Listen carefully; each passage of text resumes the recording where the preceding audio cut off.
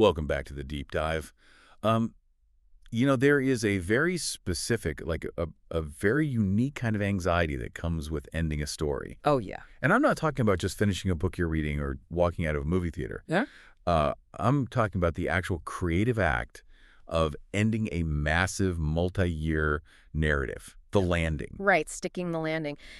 It is honestly the hardest maneuver in all of entertainment gymnastics. It really is. Because, we have all been burned before, right? Oh, totally. You invest years in a show, you obsess over the theories, maybe you buy the merchandise, and then the finale airs. Oh, and just thud. Exactly. Thud. It creates this vacuum. It can almost retroactively ruin the entire experience for you. Absolutely. The Game of Thrones effect, if you will, or, the super polarizing cut to black of The Sopranos. Endings are really where legends are solidified or where they just completely crumble. And that brings us to the subject of today's deep dive. We are traveling back to September 29, 2013. The whole world was watching AMC. The anticipation was just suffocating.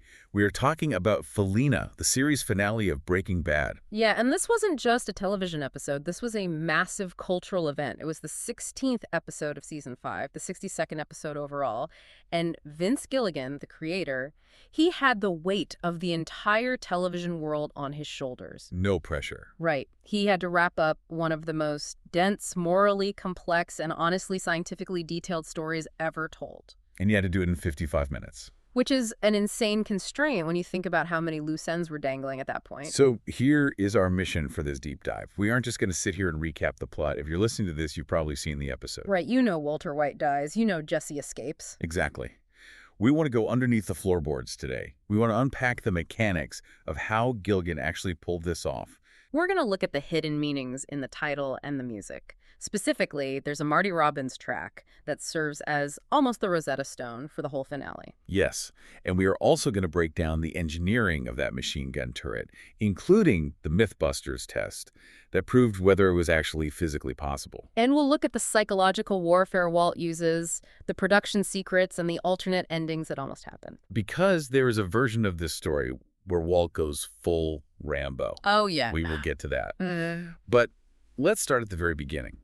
The title itself, Felina. F-E-L-I-N-A. Now, when this title was released before the episode even aired, the internet went crazy. Completely. The Reddit threads were on fire. Yeah. And the very first thing everyone noticed was the anagram. Right. It's a very Vince Gilligan style puzzle. If you just rearrange the letters F-E-L-I-N-A, you get finale.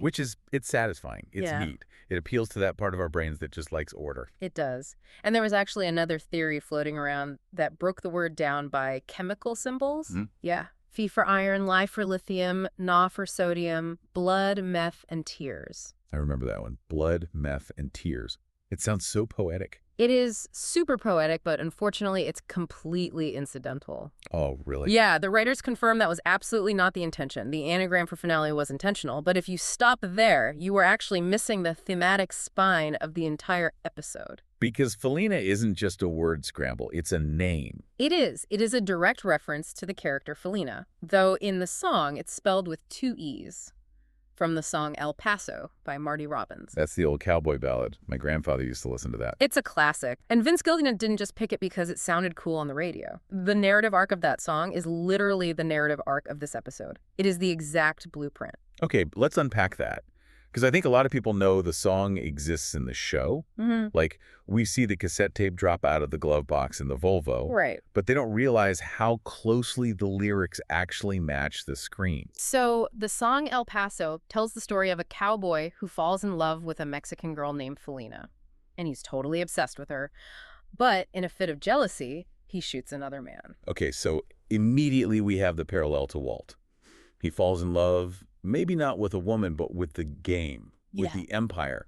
And he definitely kills to protect it. Exactly. And after the murder, the cowboy in the song flees. He rides away from El Paso into the Badlands of New Mexico. Which is Walt fleeing to the Granite State, to New Hampshire. He's in exile. He is. He's hiding out in that freezing cabin. He's safe there. The authorities can't find him. He could technically just stay there and die of cancer in peace. But in the song, the cowboy is tormented. The lyrics literally say, "My love is stronger than my fear of death." Wow. He knows that if he goes back to El Paso, he's going to be killed. He knows he's riding into a trap. But the need for closure, the need to see Felina one last time is just overpowering. I saddled up and away I did go, riding alone into the dark. Precisely. Walt gets in that stolen car and drives across the country.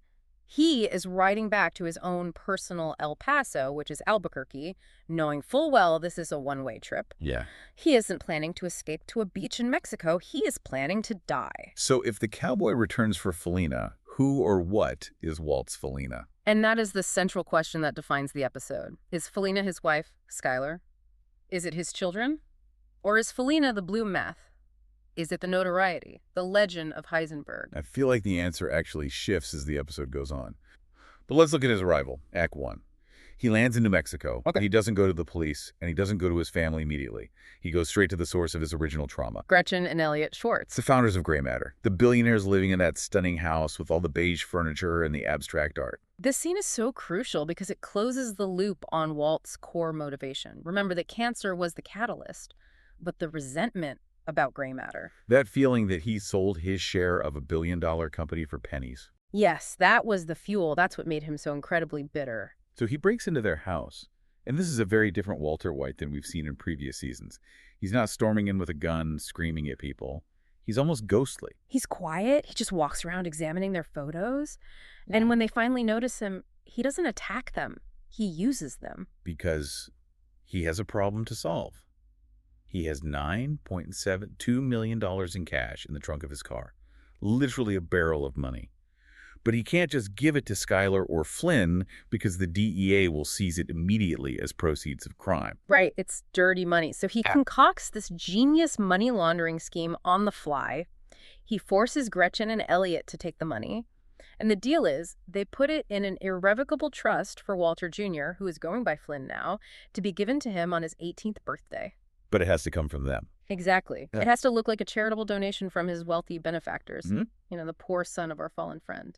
It creates such a beautiful irony. Because Walt has spent the entire series trying to build his own empire, specifically so he wouldn't have to take charity from Gray Matter. Yes. And now at the very end, he has to disguise his life's work as charity from Gray Matter just to get it to his son. He really has to swallow that final piece of pride to ensure the money gets there. It's brilliant writing. But he doesn't trust them to do it out of the goodness of their hearts. Oh, not at all. He knows people. He knows once he's dead, they might just call the police or even keep the money. He needs to instill absolute primal fear. And here come the laser pointers. Yeah. This is easily one of my favorite reveals in the history of the show. It's so good. He stands them by the window. He tells them he has used the last of his fortune to hire the 2 best hitmen west of the Mississippi. He says they will be watching Gretchen and Elliot forever. And if that money doesn't make it to Flynn... We see the red dots. Yeah. These little red laser dots just dancing on their chests. Right over the heart.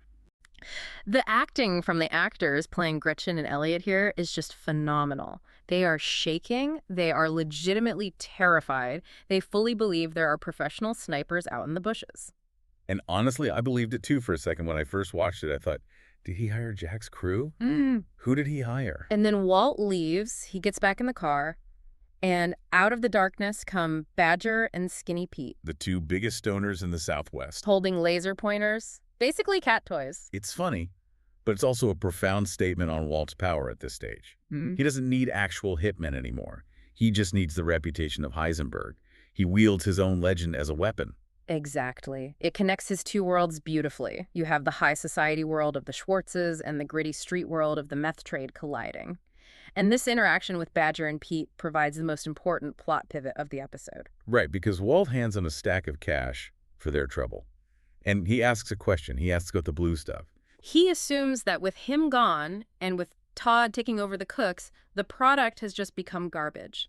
He assumes the blue meth is a thing of the past. But Badger, who still totally idolizes Walt, tells him, no, man, it's better than ever. It's distinctly blue. And you just see the gears turn in Walt's head. This is the massive aha moment. Because if the meth is still blue, It means the formula is being followed exactly. And Walt knows Todd isn't smart enough to replicate it perfectly. There is only one other person on the planet who knows the chemistry that well. Jesse Pinkman. Exactly. Up until this moment, Walt assumed the neo-Nazis had killed Jesse. That was their deal.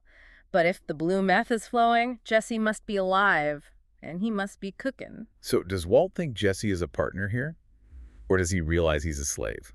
I think initially Walt feels betrayed. He thinks, I left, and Jesse just partnered with Jack to keep the empire going. He feels replaced. And that anger is what drives him to the compound later. He isn't going there to save Jesse, at least not yet. He's going there to kill the competition. So the mission profile changes completely.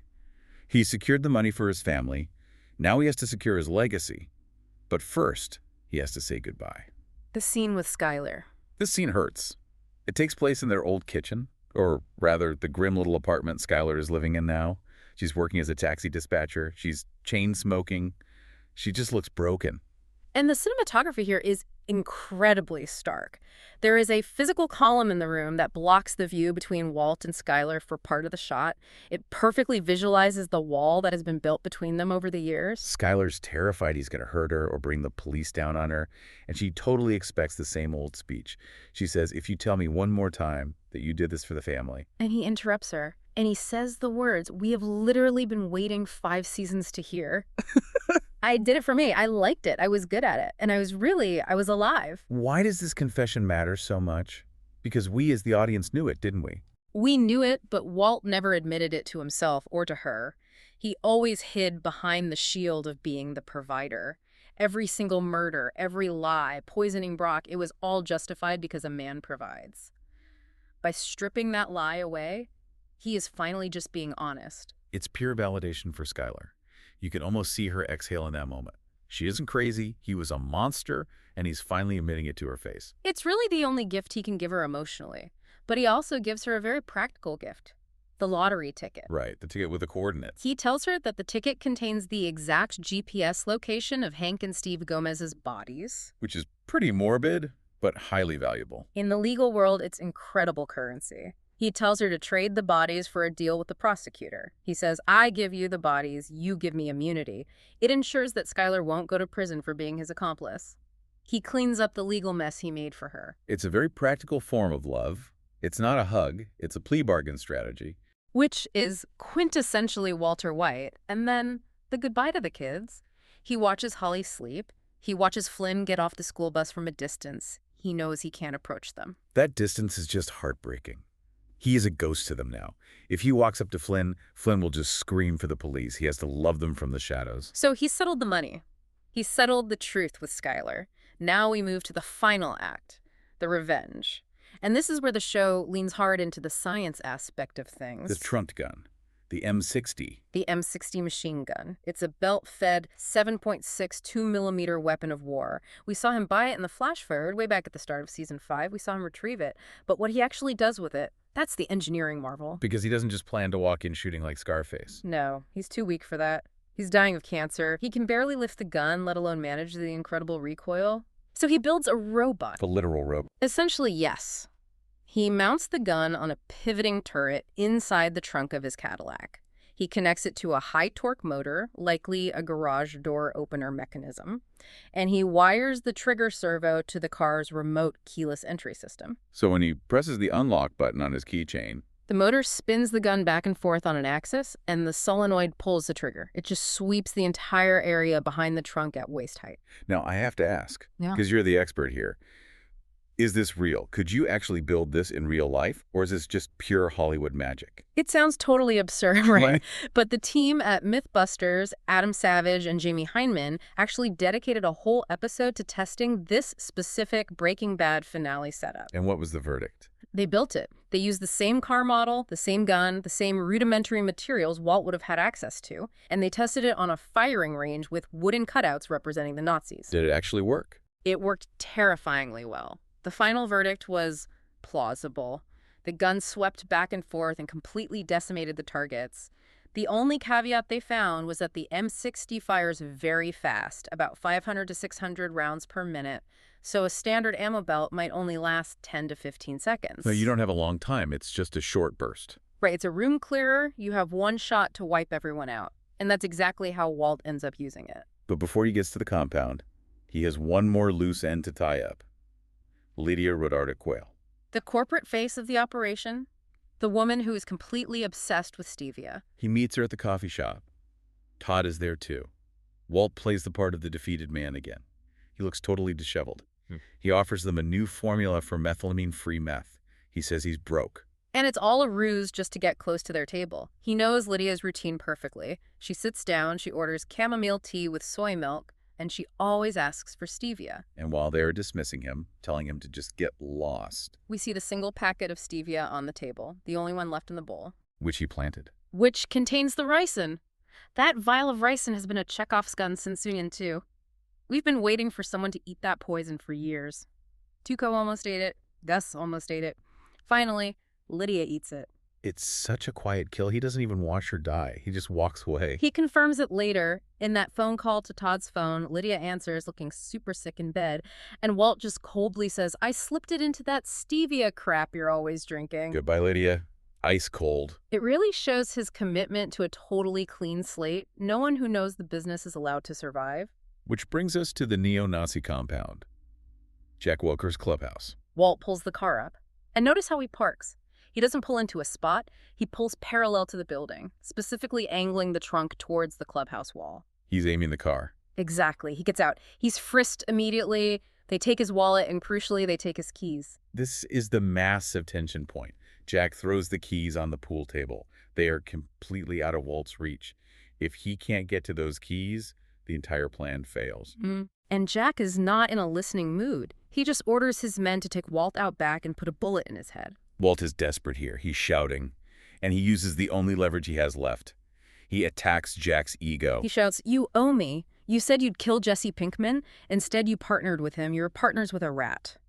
Now, Jack is a white supremacist gang leader.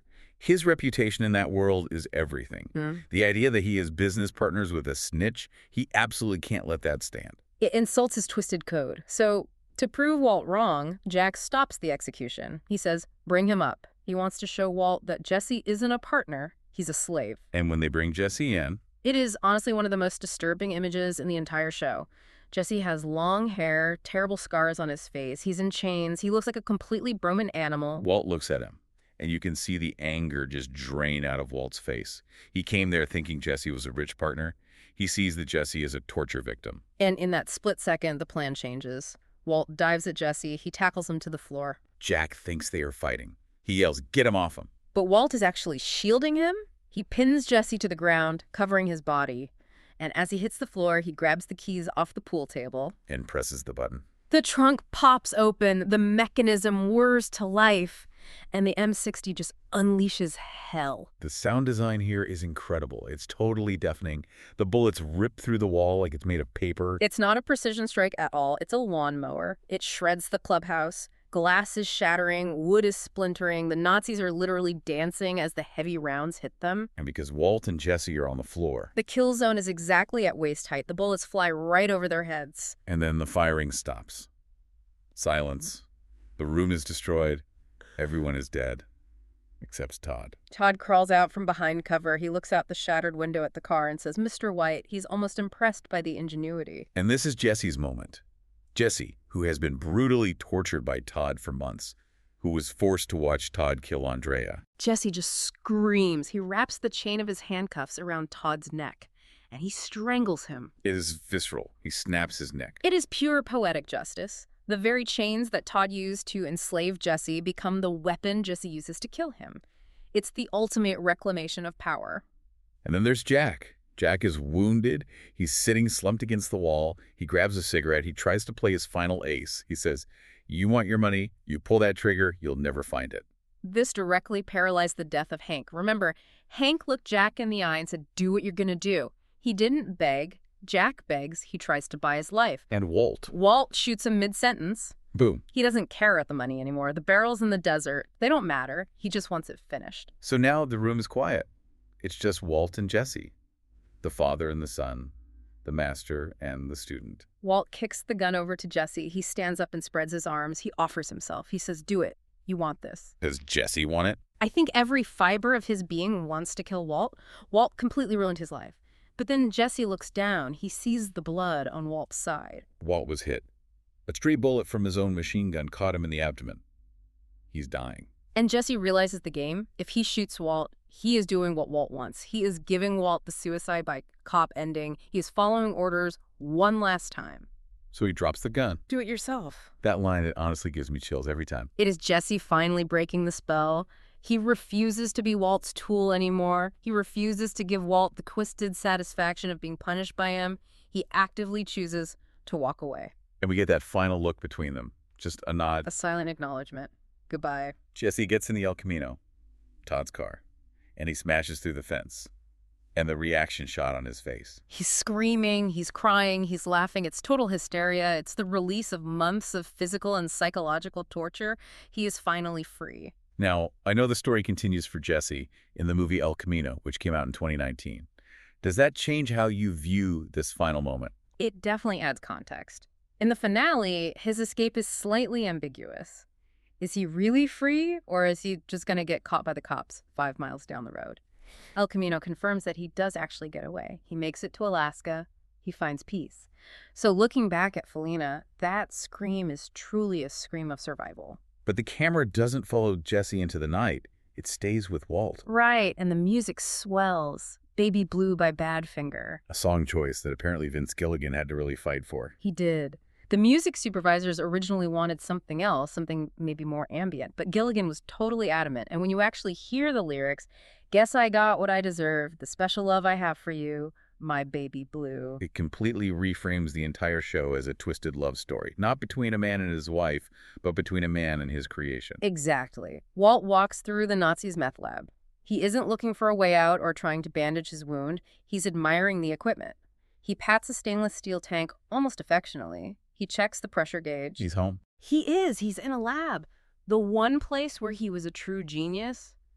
The place where he was powerful. He collapses on the floor, and we get that famous final shot. The camera on a crane pulling straight up towards the ceiling. The God's eye view. Walt lies there, bleeding out, surrounded by police officers rushing in. But if you look closely at his face, He's smiling. he is smiling. He died on his own terms. He didn't die in a sterile hospital bed. He didn't die in a prison cell. He died in a lab, having killed his enemies, provided for his family, and freed his partner. Which leads us to the big debate, the critical reception of the episode. Because while fans absolutely loved this and the ratings were historic, over 10.28 million viewers, critics were a little more divided. Right. Generally, the acclaim was universal. It's widely considered one of the best finales ever made. However, there was a very potent critique, most notably from Emily Nussbaum at The New Yorker. I read that piece. She called the episode a dying fantasy. Right. Her main argument was that the ending was just too neat. It was too perfect. She argued that in the real world, or even in the gritty, consequence-heavy world Breaking Bad established, things don't work out this perfectly. Because everything went Walt's way. The keys were perfectly within reach. The machine gun didn't jam. He managed to find Lydia's exact stevia packet. Yes. Nussbaum argued that the show, which was usually entirely about harsh consequences, essentially let Walt off the hook. He got to be the hero of his own story. He won. She felt it was almost a betrayal of the show's underlying morality to let the ultimate villain have such a victorious, clean exit. It's a fascinating point. I mean, if he had died in that freezing cabin in New Hampshire, alone and forgotten, that would have been a pure tragedy.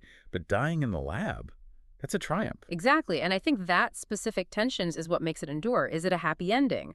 Only if you are actively rooting for the bad guy. And Vince Gilligan expertly tricked us all into rooting for the bad guy for years. But you look at a review from IGN, they gave it a 9.8 out of 10 and called it fully satisfying. Yeah, people wanted him to win on some level. And it's interesting because there were other endings considered. Right, they didn't always have the machine gun plot locked in. Oh no, the writer's room was reportedly a very stressful place. They considered an ending where Walt breaks Jesse out of a literal jail, shooting up a prison or a police transport.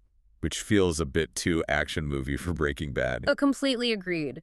They also considered a really dark ending where Walt uses the M60 to shoot police officers who have him cornered. Whoa. That would have changed everything about how we view him. It would have made him entirely irredeemable. Killing innocent cops is a line they decided Walt shouldn't cross in the finale. They also discussed a Rambo version where Walt holds the heavy gun himself and just mows down the Nazis by hand. But he's way too weak physically for that. Right. and it completely misses the point of the character. Walter White isn't a soldier. He's a scientist. He's an engineer and a genius. The automated turret in the trunk is the perfect weapon because it is a triumph of brain over brawn. It's basically his ultimate lethal science project. It really is. So, when we step back and look at Felina as a whole, what is the legacy of this episode?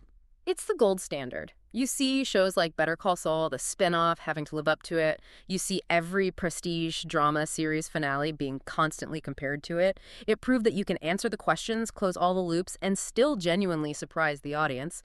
Not to mention Vince Gilligan won a DGA award, and the editor, Skip McDonald, won an Emmy for it. And it proved that you can use a Marty Robbins song to literally foreshadow your entire plot. That too. It boosted sales of Baby Blue by nearly 3,000%, by the way. Streaming for that song went up 9,000%. That is wild. Yeah. I want to leave you, the listener, with a thought today. We talked about Nussbaum's critique, the idea that Walt got off too easy. Right. But think about the lyrics of El Paso one last time. The cowboy dies in the arms of Felina. Walt dies in the arms of the lab. The blue myth. Was this ending a tragedy for a man who completely lost his soul? Or was it the ultimate victory for a man who finally accepted who he really was? That is the enduring question. And honestly, depending on the day you ask me, my answer changes. Mine too. And I think that's exactly why we'll still be talking about it in another 10 years. Absolutely. Thank you so much for joining us on this deep dive into television history. It was a huge pleasure to revisit Albuquerque. And thank you to you for tuning in and nerding out with us. We'll catch you on the next deep dive.